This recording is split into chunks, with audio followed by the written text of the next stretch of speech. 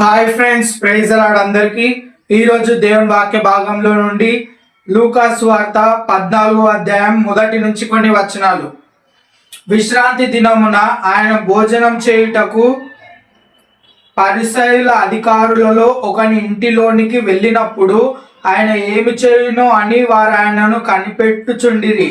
అప్పుడు జలోదర రోగము గల ఒకడు ఆయన ఎదుట ఉండెను. యేసు విశ్రాంతి దినమున స్వస్థపరచుట న్యాయమా కాదా అని ధర్మశాస్త్రోపదేశకులకు పరిసయ్యులను అడగగా వారు అక్కడ ఉండిరి.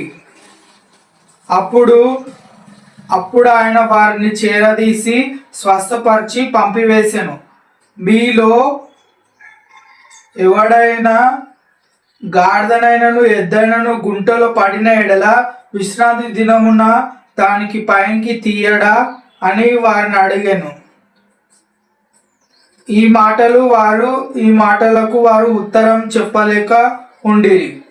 దేవుడు ఏమని చెప్తున్నాడంటే, దేవుడు ఒక పర్సన్ ఇంటికి భోజనానికి వెళ్తాడు. అప్పుడు జలోదర అనే ఒక వ్యాధి గల వ్యక్తి వస్తాడు. దేవుడు ఆ విశ్రాంతి దినమున ఆయనను స్వస్థపరుస్తాడు. అప్పుడు పరిసయ్యులు శాస్త్రులు ఏమని అడుగుతారు?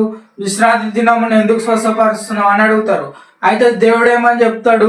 విశ్రాంతి దినమున గుంటలో ఒక ఎద్దు కానీ గాడిద కానీ ఏదైనా పడితే తీయకుండా ఉంటారా అని చెప్తాడు. అప్పుడు ఆ మాటలకు వాళ్ళు ఏం ఉత్తరం ఇవ్వలేక వెళ్ళిపోతారు. అంతే friends, bye, thank you. Please like, share and subscribe to my channel. Thank you. Amen.